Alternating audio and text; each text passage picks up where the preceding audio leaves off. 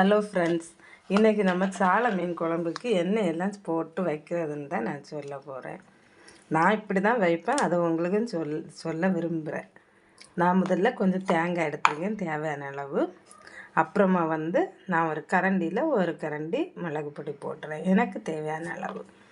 அப்புறமா மல்லிப்பொடி ஒரு கரண்டி, அதுவும் எனக்கு தேவையான அளவு. உங்களுக்கு எவ்வளோ தேவையோ அந்த அளவு நீங்கள் போட்டுக்கோங்க.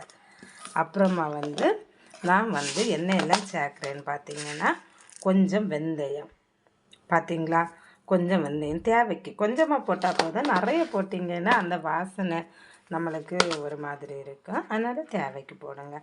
அப்புறம் கொஞ்சம் ஜீரகம், அதுவும் தேவைக்கு. அதுக்கப்புறமா மஞ்சள் பொடி போடுறேன் தேவைக்கு.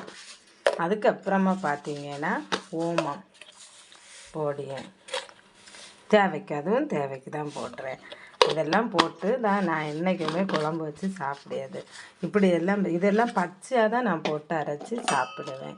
நீங்கள் எப்படி வைப்பீங்கன்னு சொல்லுங்கள். இதெல்லாம் பச்சையாக சாப்பிட்டா நம்மளுக்கு கால் கை வலி வராதுன்னு சொல்கிறாங்க. அப்புறம் வயிற்று சம்மந்தமான எந்த பிரச்சனையும் வராது அப்படின்னு, வயிற்று அந்த உப்புசம் அதெல்லாம் வராதுன்னு. இதுக்கு கூட இன்னும் நான் சின்ன உள்ளி போடுவேன், வெள்ளைப்பூடு போடுவேன். இவ்வளவும் போட்டு அரைச்சி தான் நான் மீன் குழம்பு வைப்பேன்.